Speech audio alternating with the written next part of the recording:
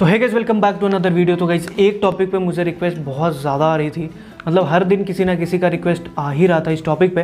और ये टॉपिक है कि आप जब भी आप कोई ड्राइंग बनाते हो उसका फ़ोटो कैसे क्लिक करना है, एक अच्छी क्वालिटी की फ़ोटो कैसे हमें निकालनी है। और ये भी पूछ रहे थे आप लोग कि मैं किस तरीके से कैप्चर करता हूँ, मेरे पास कौन सा कैमरा है। तो मैंने आपको बता ही दिया कि मेरे पास कोई कैमरा नहीं है। मैं जिस फ़ोन से अभी रिकॉर्ड कर रहा हूँ उसी फ़ोन से सारी चीज़ें करता हूँ। फ़ोटो क्लिक करने से लेके वीडियो शूट करने से लेके एडिटिंग तक सारी चीज़ें मैं उसी फ़ोन से करता हूँ। और ये मेरे पास जो फ़ोन है वो है Realme XT। और ये अभी आप मार्केट में देखो ढूंढोगे तो आपको 15-16 हज़ार में मिल जाएगा। तो एक मिड रेंज फ़ोन से आप कैसे एक अच्छी क्वालिटी का फ़ोटो निकाल सकते हो, क्योंकि वो बहुत ही ज़्यादा इंपॉर्टेंट होता है। क्योंकि देखो, अगर आप ऑनलाइन अपने फ़ोटोज़ डालते हो, आप एक आर्टिस्ट हो, आप ऑनलाइन फ़ोटोज़ डालते हो ताकि आपकी फैमिली ग्रो हो सके। आपका पेज, अगर आप इंस्टाग्राम पे पेज चलाते हो, फेसबुक पे फ़ोटोज़ डालते हो, तो आप चाहते हो कि आपको लोग फॉलो करें आपका काम देख के। बट अगर यहाँ पे क्या होता है कि आपके जो फ़ोटोज़ हैं, जैसा आपने ड्राइंग करी वैसी आपकी फ़ोटो आई नहीं, तो जिस तरीके का अप्रिसिएशन आप डिज़र्व करते हो उतना अप्रिसिएशन मिलेगा नहीं और लोग आपको फॉलो नहीं करेंगे जितना करना चाहिए। तो यहाँ पे बहुत लोगों के साथ ये प्रॉब्लम है और बहुत लोगों के साथ ये दिक्कत है कि यार ड्राइंग तो अच्छी बन जाती है बट उसकी फ़ोटो लेने की बारी आती है तो वहाँ पे गड़बड़ हो जाती है, क्योंकि फ़ोटोज़ अच्छे नहीं आते हैं। तो इसकी वजह से तो बाकी सारी चीज़ें जो हैं वो गड़बड़ हो जाती है। तो आज के वीडियो में मैं आपको यही बताने वाला हूँ। अब देखो, आपने आर्टवर्क कंप्लीट किया, उसके बाद अपने आर्टवर्क को पोस्ट किया अभी अपने सोशल मीडिया हैंडल पे। अब उसके बीच के जो प्रोसेस होता है ना, उसको मैं अच्छे तरीके से समझाने की कोशिश करूँगा। और ध्यान से सुनना, अगर ये प्रोसेस अगर आप समझ गए तो आपको कभी भी ये पूछना किसी से नहीं पड़ेगा कि आप एक अच्छी क्वालिटी का फ़ोटोज़ कैसे निकाल सकते। तो जब आपने अपनी ड्राइंग कंप्लीट करी तो वहाँ पे बारी आती है फ़ोटो क्लिक करने की। अब ऐसे में आपको 4 चीज़ों का बहुत ज़्यादा ध्यान रखना है। अब वो क्या है, सबसे पहले कि कैमरे की क्वालिटी कैसी है, कितने मेगापिक्सल्स की है, किस तरीके से उसका प्रोसेस होता है, कलर प्रोडक्शन उस कैमरे का कैसा है, ये आपको देखना पड़ेगा। उसके बाद आपको देखना पड़ेगा लाइटिंग कंडीशन आप कैसा दे रहे हो, क्योंकि एक चीज़ आप समझ लो कि जो फ़ोन का कैमरा है वो लो लाइट में बिल्कुल परफॉर्म नहीं करता है। तो आपको ज़्यादा से ज़्यादा लाइट कैमरे को देना है। जितना ज़्यादा आप लाइट दोगे उतना अच्छे तरीके से कैमरा परफॉर्म करेगा। और अगर आपके पास 10,000 से 20,000 के बीच में कोई भी फ़ोन है तो एक डिसेंट सा कैमरा क्वालिटी मिल जाता है। और ऐसा मिल जाता है कि अगर आप उसमें प्रॉपर लाइटिंग दोगे तो एक अच्छा सा फ़ोटो आपको, एक अच्छा सा पिक्चर आपको वहाँ से मिल जाती है। तो लाइटिंग कंडीशन बहुत ही ज़्यादा ज़रूरी है। तो मैं आपको इस वीडियो में बताऊँगा किस तरीके से लाइटिंग लगानी है। उसके बाद एंगल ही बहुत ज़्यादा ज़रूरी है, क्योंकि हर एक एंगल में आपकी ड्राइंग उतनी अट्रैक्टिव नहीं लगती है। कुछ एंगल्स होते हैं जो एंगल में आपकी ड्राइंग थोड़ा सा और निखर के आती है और भी अच्छे तरीके से दिखता है। तो एंगल आपको सीखना बहुत ज़्यादा ज़रूरी है कि कौन से एंगल में आपकी ड्राइंग का जो आउटपुट है वो बेस्ट आ रहा है, तो वो भी देखना ज़्यादा ज़रूरी है। और सबसे ज़्यादा इंपॉर्टेंट है वो एडिटिंग। तो एडिटिंग में भी बहुत बेसिक सा एडिटिंग होगा, जैसे कलर रिप्रोडक्शन जो होगा। अगर मान लो कि आपका फ़ोन बहुत ज़्यादा वार्म टोन देता है तो हम उसमें जो है टेम्परेचर कम करने की कोशिश करेंगे, या फिर आपका फ़ोन अगर कोल्ड टोन देता है तो उसमें हम टेम्परेचर बढ़ाने की कोशिश करेंगे। या फिर अगर आपका फ़ोन उतना शार्प फ़ोटोज़ नहीं ले पाते हैं, डिटेल उतनी नहीं होती है, तो शार्पनेस बढ़ाएंगे। और बेसिक सा एडिटिंग मैं आपको बता दूंगा लास्ट में। तो गाइस, सबसे पहले मैं बात करता हूँ कैमरे की। और कैमरे में मैं आपको 2-3 पॉइंट मैं बताता हूँ जो कि आपके लिए बहुत ज़्यादा इंपॉर्टेंट है। अब देखो, जो कैमरा होता है उसमें क्या होता है कि जो मिड रेंज के फ़ोन होते हैं, मतलब 10,000 से 20,000 के फ़ोन में रेंज में अगर आपका फ़ोन है तो उसमें जो कैमरा होता है वो लाइट ग्रे कलर को अच्छे तरीके से प्रोसेस नहीं कर पाता है। आपने ये चीज़ ज़रूर नोटिस किया होगा और ये पॉइंट से ना बहुत लोग रिलेट करेंगे कि आपने एक ड्राइंग बनाई, ठीक है, और उसको आपने फ़ोटो क्लिक किया, उसमें आपने बहुत अच्छे तरीके से शेडिंग करी, मिड टोन दिया, लाइट टोन दिया, बहुत ही अच्छे तरीके से आपने सारी शेड्स जो हैं वो बैलेंस करके बनाया और आपकी जो आउटपुट है ड्राइंग भी बहुत अच्छी बनी है। बट जैसे ही आप उसका फ़ोटो क्लिक करते हो तो उसमें होता क्या है कि आपका जो फेस है जो आपने बनाया वो फ्लैट दिखता है।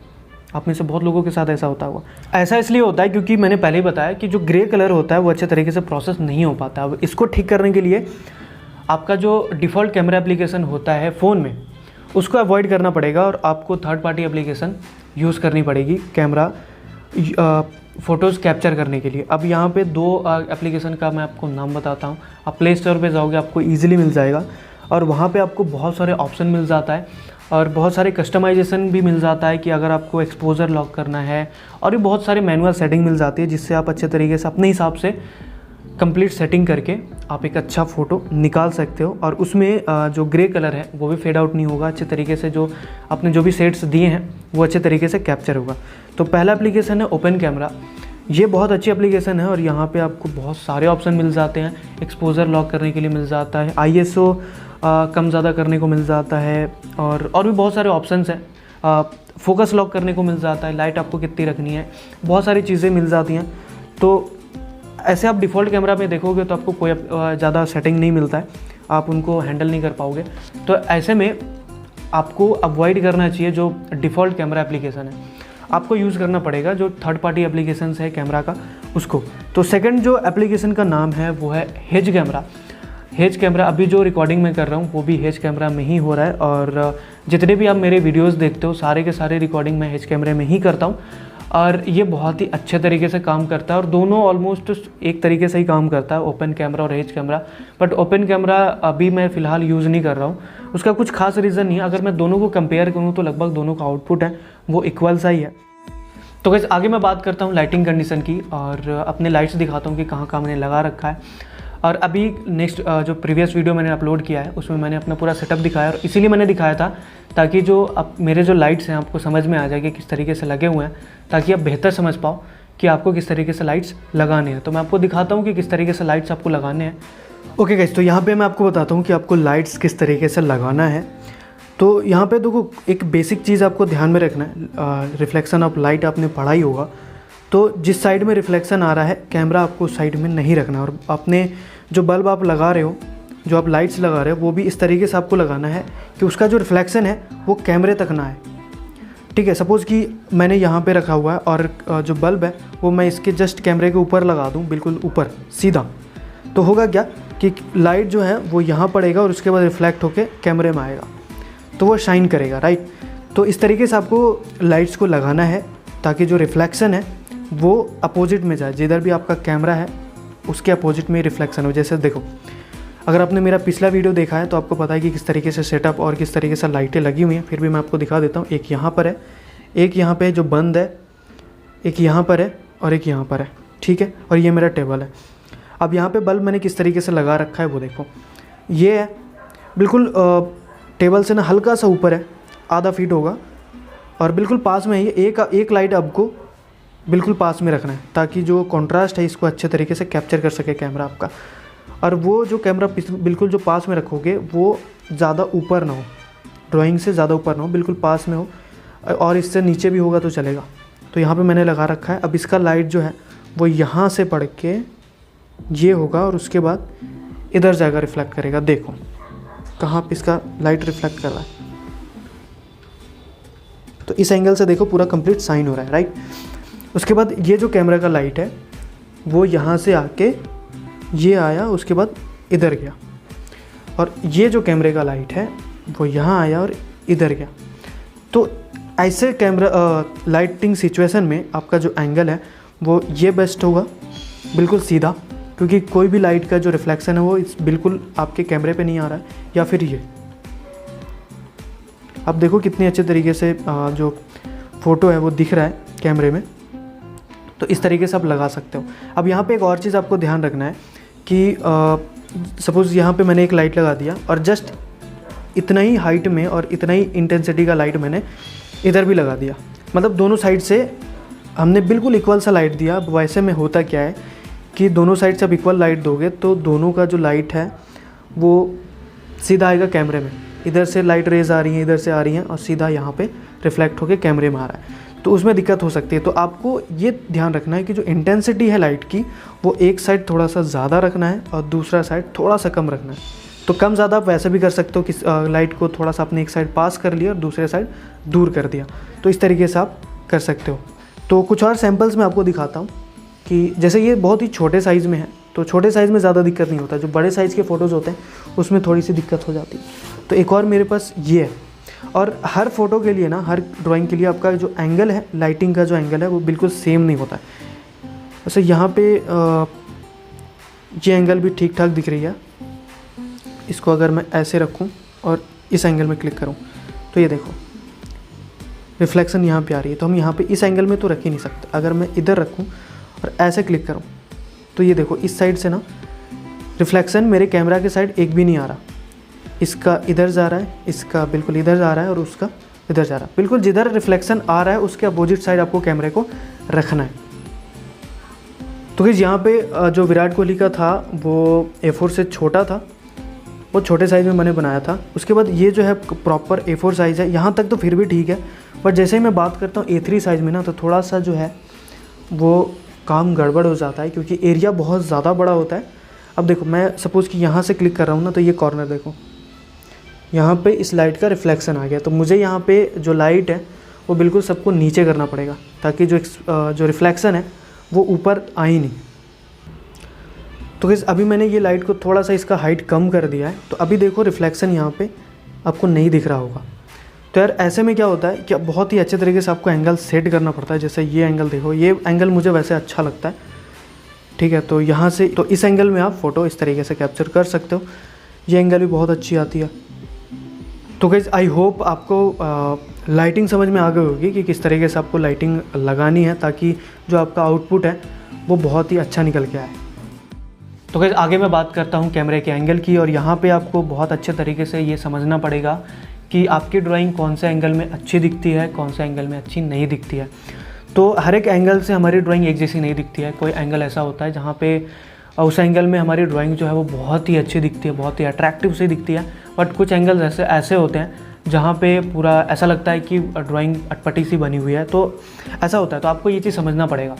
तो आपको मैं अपने हिसाब से बता देता हूँ कि कौन सा एंगल मैं ज़्यादा यूज़ करता हूँ और कौन से एंगल में आपकी जो ड्राइंग है वो बेस्ट दिखेगी।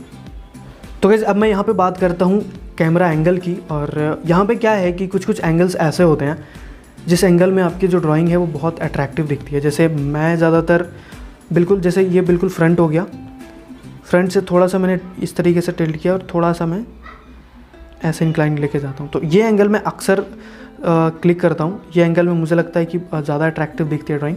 वो आपके ऊपर है, किसी भी एंगल में आप क्लिक कर सकते हो, ये भी है। बट जब भी जैसे ही आप एंगल चेंज करते हो तो आपको लाइटिंग कंडीशन चेंज करना पड़ेगा, क्योंकि अगर आप ऐसे ले रहे हो तो थोड़ा हल्का सा आप बैकग्राउंड भी वहाँ पे रखोगे तो ये देखो रिफ्लेक्शन आ रहा है, तो उसके हिसाब से आपको लाइटिंग चेंज करनी पड़ेगी। ऐसे भी रख सकते हो। तो बहुत सारे एंगल्स हैं, आप जिनको भी फॉलो करते हो आर्टिस्ट में, उनको देखो कि आप वो किस तरीके से कौन सा एंगल में क्लिक कर रहे हैं, उस एंगल में आप ट्राई करके देखो और अलग अलग एंगल में आप क्लिक कर लो। जैसे आपका ड्राइंग कंप्लीट हुआ, जैसे ये कंप्लीट हो गया, उसके बाद मैं हर एक एंगल में ना 10-15 फ़ोटो क्लिक कर लेता हूँ। उसके बाद मैं बैठ के आराम से पिक करता हूँ कि इनमें से बेस्ट फ़ोटो कौन सा है। उसके बाद मैं उसको आगे मैं एडिटिंग करता हूँ, तो आगे मैं एडिटिंग भी बताऊँगा। तो इस तरीके से आप अलग अलग एंगल में, एक दो फ़ोटो से कुछ नहीं होगा, बहुत सारे अलग अलग लाइटिंग सिचुएशन में, अलग अलग एंगल में आपको फ़ोटो क्लिक कर लेना है। उसके बाद आपको एडिटिंग में जाना है। तो यहाँ पे ये हो गया। उसके बाद दूसरे फ़ोटोज़, हर एक फ़ोटोज़ के सेम एंगल नहीं होते, आप डिफरेंट एंगल में कैप्चर कर सकते हो। जैसे ये भी हो गया, ये हो गया, बिल्कुल फ्रंट से भी मैं ले लेता हूँ कभी कभी। और एक और चीज़ आप याद रखना कि जब भी आप कैमरा यूज़ कर रहे हो, जो थर्ड पार्टी एप्लीकेशन मैंने बताया, उसका ग्रिड आप हमेशा ऑन रखना। इससे क्या होता है कि आपको इंक्लिनेशन बहुत सही तरीके से मिल जाता है कि जो आप भी फ़ोटो क्लिक कर रहे हो वो सीधा है कि नहीं बिल्कुल। तो ग्रिड आपको बहुत हेल्प करता है कि कौन से एंगल में क्या आप कैप्चर कर रहे हो, तो ये समझने में। तो इस तरीके से किसी भी एंगल में आप, तो यहाँ पे मैं कुछ फ़ोटोज़ ले लेता हूँ, उसके बाद मैं एडिटिंग बताता हूँ, फिर हम बिफ़ोर आफ्टर देखेंगे कि किस तरीके से हमारा फ़ोटो जो है वो चेंज हो गया।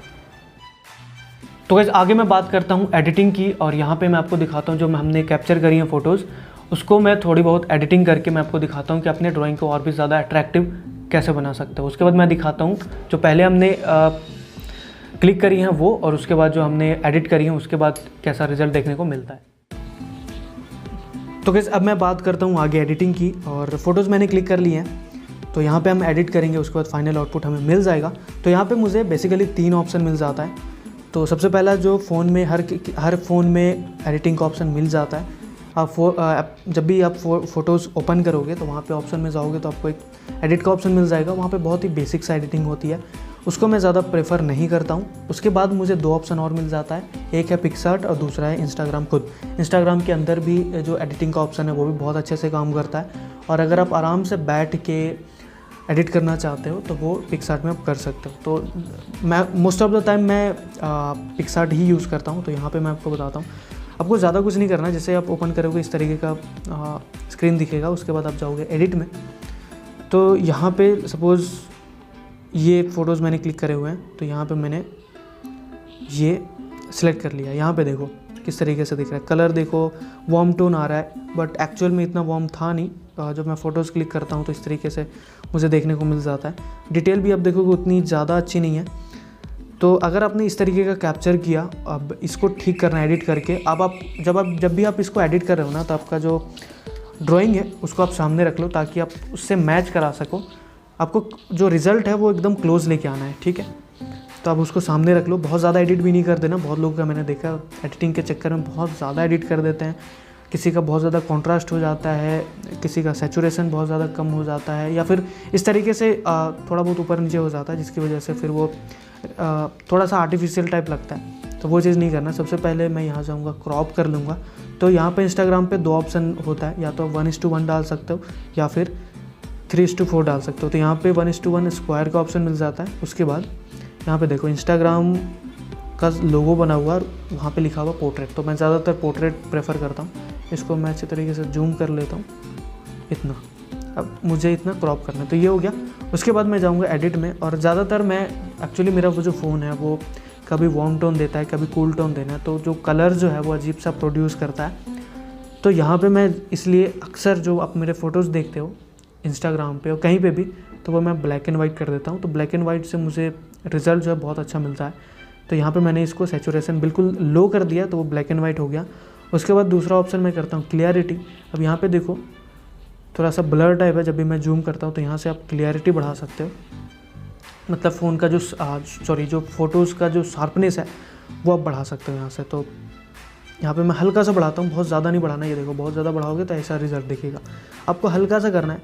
आप देख लो, आप अपना जो ड्राइंग आपके सामने रखो और देखो कि कितनी डिटेलिंग आपको सूट करती है। ये कर लिया। उसके बाद मैं जाऊँगा, उसके बाद मुझे काम पड़ता है हाईलाइट और शैडो को दोनों को बैलेंस करने का। देखो हाईलाइट में जैसे ही बहुत ज़्यादा बढ़ाऊँगा तो बिल्कुल ऐसा लग रहा है कि मैंने लाइट डाल दिया है इसमें, और जैसे ही कम करूँगा तो इस तरीके से फेड हो जाएगा। अगर मैं शैडो में जाऊँगा, उसको बढ़ा दिया तो ऐसा हो गया, और ज़्यादा बढ़ा दिया तो ये। तब ये दोनों को हमें अच्छे तरीके से बैलेंस करना है। इसको बैलेंस करना बहुत ज़्यादा ज़रूरी है, इसको ध्यान से देखना। अब अपने ड्राइंग को सामने रखो। उसके बाद जैसे इसको मैंने शैडो में हल्का सा, इसको शैडो मैंने कम कर दिया, और इसका जो हाईलाइट वाला ऑप्शन था इसको मैंने कम कर दिया। ज़्यादा करने की ज़रूरत नहीं है, क्योंकि ज़्यादा करने के बाद बहुत ज़्यादा लाइट मुझे दिख रहा है, वो नहीं करना। मैंने हल्का सा कम कर दिया। शैडो थोड़ा सा और बढ़ा देता हूँ मैं। ओके, तो इस तरीके से हमारा आउटपुट मिल चुका है और मुझे लगता है कि बहुत अच्छा है। तो इस तरीके से हमारा फाइनल आउटपुट है, और मैं आपको स्क्रीन में दिखा दूंगा जो एडिट करने के पहले का फ़ोटो और एडिट करने के बाद का फ़ोटो आप देख सकते हो। तो हर एक फ़ोटो में सेम सेटिंग नहीं होता है। जिस तरीके से आपने कैप्चर करा हुआ जिस लाइटिंग कंडीशन में, उसके हिसाब से चेंज हो जाता है। मैं नेक्स्ट विराट कोहली वाला एडिट करके दिखा देता हूँ फटाफट से। तो पहले मैं इसको रोटेट कर लेता हूँ। रोटेट का ऑप्शन मिल जाता है मुझे, 3/4 में इसको कन्वर्ट कर लेता हूँ, और इसको थोड़ा सा मैं क्रॉप कर लेता हूँ ऐसे। फिर मैंने ये कर लिया। उसके बाद एडजस्ट में जाता हूँ, और यहाँ पे मुझे सबसे पहले सैचुरेशन में डाउन कर दूँगा। उसके बाद क्लैरिटी हल्का सा मैं बढ़ा दूँगा। उसके बाद यहाँ पे मुझे हाईलाइट देने की ज़रूरत लग रही है, थोड़ा सा कम लाइट है इसमें, और ये मैंने ओके। तो क्लियरिटी मेरे ख्याल से ज़्यादा हो गया, तो थोड़ा सा मैं इसको कम कर देता हूँ। तो आपको ड्राइंग सामने रख के देखना है, उससे कंपेयर करना है कि ये आपका जो आपने जो एडिट किया है वो उससे कितना ज़्यादा मिलता जुलता है। आपको उससे क्लोज लेकर आना है। तो ये मैंने इसको सेव कर दिया। तो गाइस, अगर आप अपने फ़ोटोज़ को ब्लैक एंड वाइट में कन्वर्ट नहीं करना चाहते हो तो आप एक चीज़ कर सकते हो। ये तो मैंने सेव कर दिया ब्लैक एंड वाइट में। मैं फिर से एक एडिट करके दिखाता हूँ। उसमें आपको थोड़ा सा जो कलर का टेम्परेचर है वो एडजस्ट करना पड़ेगा। जैसे ये वाला मैं करता हूँ, इसको मैंने स्क्वायर में कर लिया, रोटेट कर लिया, ठीक है। तो आपको देखना है टेम्परेचर इसका कि किस तरीके से है। अगर वार्म टोन है तो उसको बैलेंस कर लो। तो यहाँ पे टेम्परेचर का ऑप्शन मिल जाता है। यहाँ पे आप यहाँ पे जैसे ही नीचे लेके जाओगे तो वह थोड़ा सा ब्लू स्टार टिंट आएगा, और यहाँ ऊपर लेके जाओगे तो येलोइश था। तो इस यहाँ पे आपको बैलेंस करना है। अगर आपका फ़ोटो डिफ़ॉल्ट में ब्लूइश टिंट दे रहा है तो आप ऊपर लेके जाओगे तो वो बैलेंस हो जाएगा, और अगर डिफ़ॉल्ट में वार्म टोन आ गया है तो आप इसको नीचे लेके जाओगे तो वो बैलेंस हो जाएगा। मैं हल्का सा नीचे लेके जाता हूँ क्योंकि मैंने बताया कि वो वार्म टोन है। इसको मैंने ये लेके गया मैं, उसके बाद क्लैरिटी थोड़ा सा बढ़ा दिया, शैडो मैंने थोड़ा सा बढ़ा दिया, और हाईलाइट मैंने थोड़ा सा बढ़ा दिया। ये देखो एडिटिंग हो गई। यहाँ पे मुझे कॉन्ट्रास्ट थोड़ा सा ज़्यादा लग रहा है तो वो थोड़ा सा आर्टिफिशियल टाइप लग रहा है, तो थोड़ा सा मैं इसको कम कर देता हूँ। ये हमारी एडिटिंग हो गई। इसको मैंने ब्लैक एंड वाइट में कन्वर्ट नहीं किया है, बट ये भी इसका जो आउटपुट है बहुत अच्छा है। तो इस तरीके से आप एडिट कर सकते हो। स्क्रीन पे आपको दिख जाएगा बिफोर आफ्टर दोनों। तो इस तरीके से आप अपने फ़ोटोज़ को कैप्चर करके एडिटिंग कर सकते हो। तो बस गाइस आज के वीडियो में इतना ही, और आई होप वीडियो आपसे आपको कुछ ना कुछ सीखने को मिला होगा। सीखने को मिला है तो वीडियो को लाइक कर देना, चैनल को भी सब्सक्राइब कर देना। तो मिलते हैं अगले वीडियो में, तब तक के लिए बाय बाय।